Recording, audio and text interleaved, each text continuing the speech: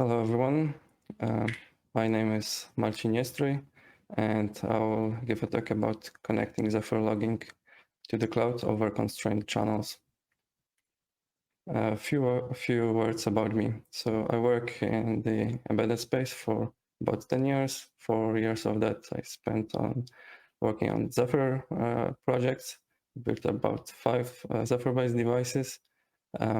My contributions to Zephyr are focused to networking stack with a bit of TCP, PPP, and modem drivers.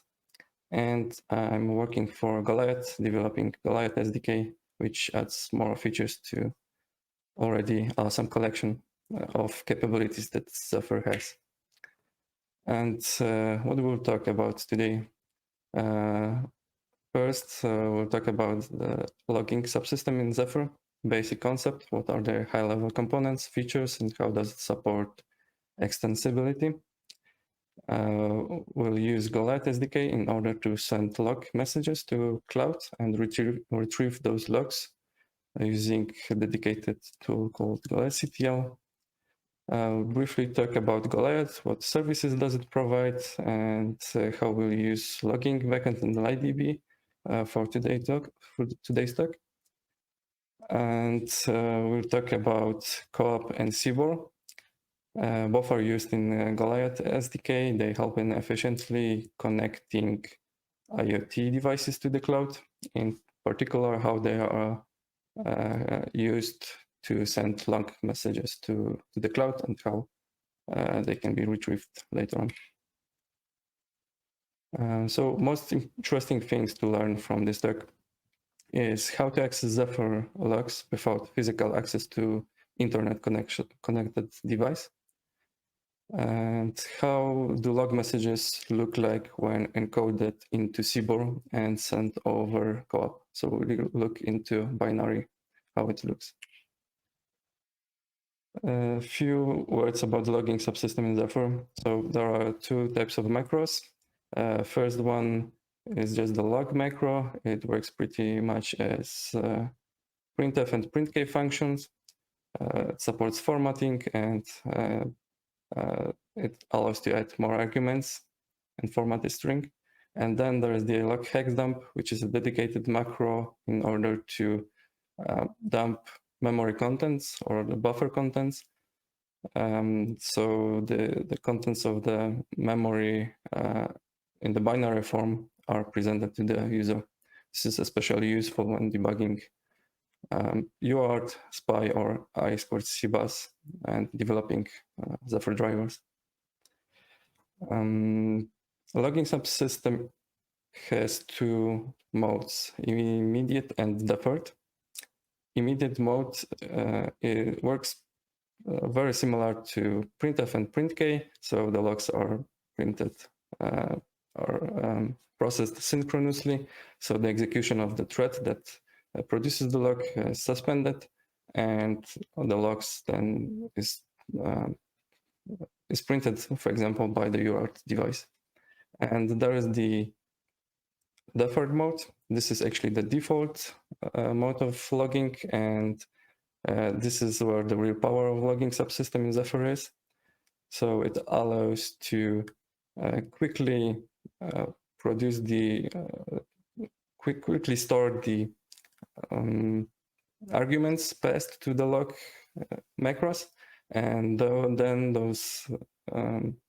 those format strings or the binary data, they are processed in the dedicated logging thread, which is lower priority, and it just allows to continue execution and also allows to generate logs from interrupt context. There are log levels, and most of the subsystems allow to configure that over kconfig. And there are multiple backends supported by logging. And the most commonly used are the UART shell. Those work pretty much like the printf. So the information is on the console. The RTT is very useful when there is no dedicated UART interface, and the JTAG prop can be used in order to still retrieve logs from the logging. subsystem. And then there is the remote syslog, which uses UDP in order to transfer log messages to a remote host over the UDP over network. And one nice thing that we'll cover during this talk is the support of logging subsystem to filter messages per module and per backend. So here is the high-level flow of how the log messages are produced in Zephyr applications. So there are Zephyr, there are log modules, and there's already about 800 log modules registered in Zephyr, and those are various modules like the Bluetooth, networking, settings, flash, or application modules. All those messages generated by modules are then lent in logging core, and there's the dedicated logging thread that processes those messages and actually produces the strings, adds the timestamp and the severity and so on. And there are the backends. And today we will talk more about the Golioth logging backend, which is an implementation that allows to send log messages over the internet and then retrieve them on the development machine. Just a few words about Golioth. So Golioth is a cloud solution for constrained IoT devices. It supports MCU-friendly protocols like CoAP and MQTT. It's secure by design because it uses DTLS and TLS, depending whether the UDP or TCP transport is used. It allows to use either JSON or CBOR, depending on the developer needs. And it implements, provides multiple services. So the view is the most obvious one for IoT devices. Then there is logging and the LightDB, which we'll cover during this talk. And there's the LightDB stream useful for sending sensor data. So how does the Golioth logging looks like, and how are the log messages sent? So there's the Zephyr device, and Zephyr device uses CoAP post requests that have CBOR as payload, and those log messages are sent to cloud. They are stored there, and then we can, as a developer or when developing an application, cloud application, we can retrieve those logs and also get notified about new logs in real time. So there is a web UI interface in order to do that, and also a CLI application. So Golioth logging backend, it is all about sending log messages over the network. And before we continue into details how the log messages look like over the wire, let's first discuss what the log message really is. So log message is, first of all, a text string, which provides most information, but the log message also contains important metadata, such as timestamp. So it's very important to know when the log message was produced, whether it was 30 days ago, 1 hour ago, or a few seconds ago. Then there is the severity of the log message, which defines how important the message is. And this allows us to filter messages by severity. And there is the module name that produced this log message. So we might be just interested in networking stack messages or the Bluetooth or the application. And then there is the message counter or drop counter. And this is also quite important because it gives us possibility to get a feedback whether some log messages were dropped and we won't be seeing them. So at least it gives us feedback whether we missed some information or not. So this can happen when a lot of log messages are produced.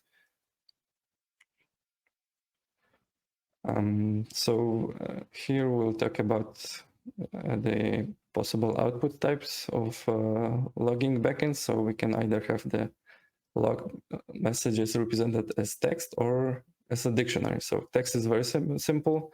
So the log message just needs to be converted to string. So if there's an integer, it's converted to string. If it's a binary data, it's also converted to, for example, hex string.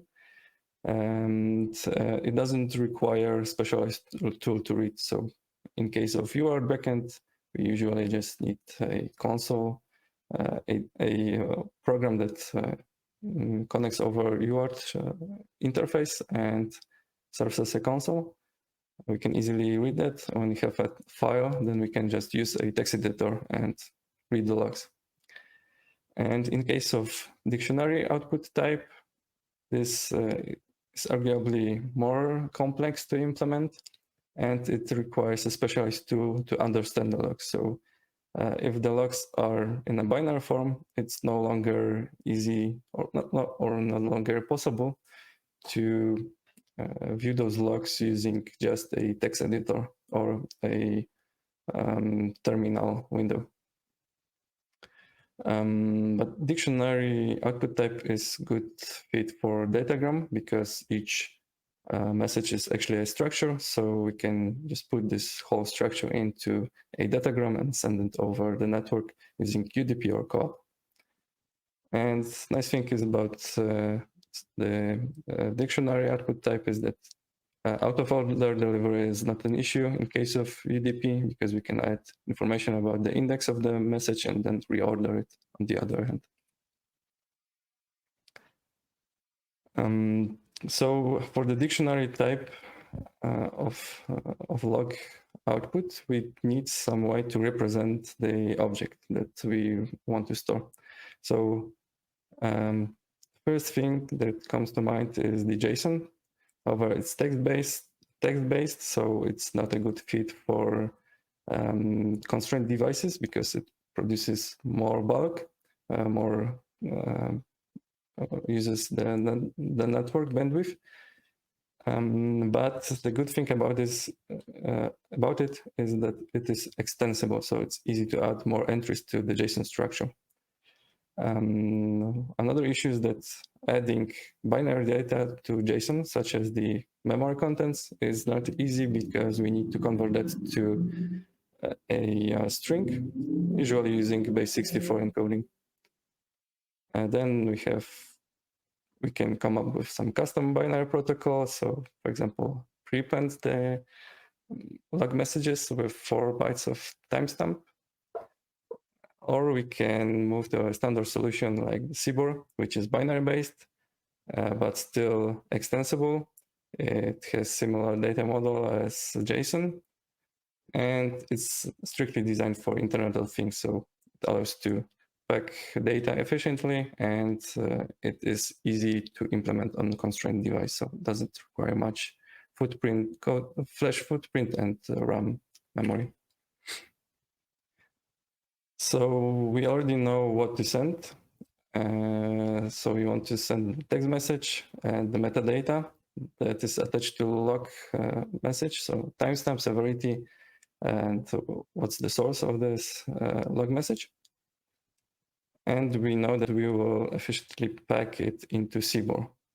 But here comes the question, how should we send it? So can either decide to use TCP, UDP, which are transport protocols, but it's a better idea to use the application protocol because it allows to multiplex multiple services in one connection. And that's very important because we want to save resources. So the 3 application protocols that we can briefly consider is the HTTP. However, it's text-based, so it adds a lot of overhead, and it's harder to produce because all the binary data needs to be converted to string. Then there's the MQTT. It's common solution for embedded devices, for IoT devices to use that protocol. It's binary-based and it packs data efficiently. And there is the CoAP. And CoAP is nice because it shares the same feature with HTTP, which is request response. So it's easy to operate. using request response model, but it's binary based. And another feature is that it works on top of UDP, which allows to use it in even more constrained devices than MQTT, because we don't need the TCP stack with all the retry logic and resending. So those are the OSI layers that are used for sending logs to Golioth backend. And we'll talk today mostly about the CoAP carrying CBOR payload, but there is the DTLS that provides security, and there's UDP, which means that we'll use datagrams. So let's see how the log messages look like over the wire, how they are sent over the network. So here we register an app module with debug logs, and debug is the minimal log severity that will be handled. And we just produce a warning message with a counter inside. So on the bottom, you can see how the CoAP packet looks like over the network. So it's already obvious that it's much shorter than what the usual HTTP request would be, including all the HTTP headers. And let's quickly go through how the CoAP packet looks like. So there's a version of the CoAP, and there's the type of the packet. So this is a non-confirmable packet, which means that we don't wait for confirmation from cloud that it was received. This means that packet can be dropped, but it also reduces the RAM usage because we don't need to observe the state of the packet. Then there is the post, so we are adding this to the cloud. Message ID and token are CoAP specific things. Next important thing is the URI path, and this is something that defines which Golioth backend, which Golioth service we will use, or like any service on the server that we are communicating with. And then there is the content format which we'll use. So this will be CBOR. There is just 1 byte of boundary between header and payload, and then there is the CoAP payload, and this is encoded into CBOR. So let's take a look how the CBOR looks like. So on the right side, there is a JSON equivalent of the CBOR payload. So as you can see, there's a message, and there are 4 other metadata information. So there's the uptime in microseconds, module name, log level severity, and index of the message. So index allows us to define whether some message was dropped or not based on after comparing 2 subsequent log messages, and if the index is if the index difference is more than 1, then it means that we drop some messages. And here is how the log hexagon variant is handled. So first, there's the UART shell output, so the counter hex dump and the binary data converted to hex string, and then there is the representation in CoAP and in CBOR. So the nice thing about CoAP and CBOR is that the binary data is encoded in place. So if we just want to dump 4 bytes, then it will be the CoAP packet will be 4 bytes larger. If we want to dump 1 kilobyte of data, then the CoAP packet will be 1 kilobyte larger. So we can easily calculate how much data our device will be sending to the cloud when dumping memory buffers. So we already know how the packets look like, and that they are pretty small over the internet connection. And let's look like how we can right now retrieve those packets and display. So here we produce a debug message with a counter. We can see from the output of URL that there is the timestamp, which is 6 hours, 49 minutes, 9 seconds. There's the debug log level severity. App module produced that, and it was in the main function. And the log message is debug info 4900. And then there is the output from Golioth CTL too. And the Golioth CTL output is much more verbose, but it contains all the data, if not more. So there is the timestamp when the log message was actually retrieved by cloud. Then there's the severity, module name, message itself. Then there is the device ID. And there is the metadata, including the function name, index number, and uptime. Metadata is something that cloud doesn't process itself, but it allows to transport it and like display using Golioth CTL. And output from Golioth CTL might not be as user-friendly as UART shell.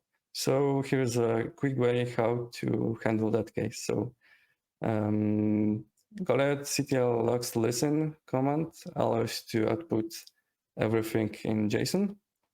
And we can use Linux pipe in order to transfer this, to pass this JSON structure to JQ utility. And using JQ, we can format the string in a similar way as it is formatted using UART shell. So here comes a question. If we send all the messages that are produced by Zephyr OS and all the components and applications, then it already uses a lot of network bandwidth. And in case of IoT devices, this is an issue, and we cannot afford that, at least in a deployment stage of the product. So here is where the logging filters and Golioth LightDB come handy. And this is how the Golioth LightDB looks like. So it's really just a simple database somewhere in the cloud, and it allows to store CBOR or JSON objects. And both the Zephyr device and the user or the cloud application can access this data.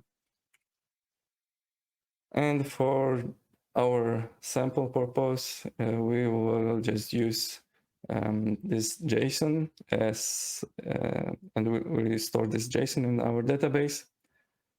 And there's just the logs structure, and it contains pairs of module and log severity. So in that case, we'll instruct Zephyr device to configure app module to use debug log messages. And from the device perspective, the LightDB, for the LightDB, we use CoAP observe call, and this means that all changes in the database and the LightDB are instantly passed to the device, so the device can in real time change its configuration, and all the contents can be downloaded as CBOR map or JSON structure. And then for our sample use case, we will apply those severity per module using the log filter set, which is just a Zephyr API for logging subsystem. LightDB from user perspective, there is the Golioth CTL LightDB command, and we'll just use the set capability. So we'll, for NRF52 device, we'll set the app module to the logging level debug. And this is how it looks like on the shell. So the Golioth CTL LightDB set is issued. Then we can check the contents of the LightDB using LightDB get to be sure that we have modified the database correctly. And then we can run the Golioth CTL logs listen command with the JQ formatting. And this is the output of the messages that are produced in an infinite loop. And there are four log level severity. So there's info, debug, warn, and error. And let's say that we are not interested in debug and info messages. So let's configure the app module to just produce warning messages and error messages. So that's what we do with Golioth LightDB set. We make sure that that's the case with LightDB get. And then we start the Golioth CTL logs listen command once again and observe what messages are produced in the loop. So here we see that just the error and warning messages pop up. So why is logging over internet so cool? So logging framework is already built into Zephyr, and there are almost 800 modules that are utilizing that framework, which proves that it's very powerful and useful for debugging. And by utilizing logging framework, instead of adding new APIs to produce log messages, we don't need to modify the source code of Zephyr in order to still monitor what happens inside the OS.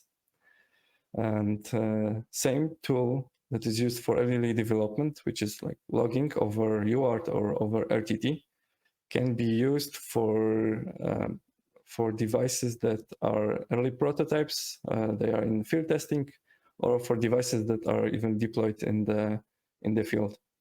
And the only thing that changes is just the transport. So instead of UART, we will use cloud as a middleman. And this gives us also more capabilities because the log messages are stored, so we can view the history of the log messages. And the logging over internet can be easily controllable, and the logs can be filtered using the logging filtering capabilities, and for example, some ancillary services such as LightDB. And there's still room for future improvements. So right now, CoAP packets are sent without any confirmation, and which has an advantage because this reduces the footprint of the code, and also it's easy on the RAM usage because the CoAP packets do not need to be tracked, but reliability of sending the packets and confirmation might be useful in some cases. Right now, each log entry is sent using one datagram. This might not be efficient when the log entries are very small. So in some cases, it might be a better idea to pack multiple log entries into a single datagram to save the network bandwidth. Another idea is to collect messages and then send them all at once. This would be especially useful when IoT device just connects every single hour with the cloud. So this is when we want to dump all the log messages. And then there's the configuration of collected send metadata that we would like to configure. So right now, all the metadata is sent, and it's not possible to disable the uptime or the severity. In some cases, it might be useful to disable those in order to further decrease the payload of the log message. And Sending module ID instead of module name might be another optimization. So instead of string, we would send integers, and this would save us another few bytes of data. So here are a few useful links. So first one is the logging backend documentation. Then there is the Golioth. And then there is a link to the branch, the code that was used during this presentation in order to filter the messages and send them to the cloud. And there are links to the formal specifications of the CBOR and CoAP, which define how those technologies really work and what each byte means and what are the capabilities of those, and how can those be utilized by other services in Zephyr-based device. So thank you for this talk. That's all from my side. Thanks for listening.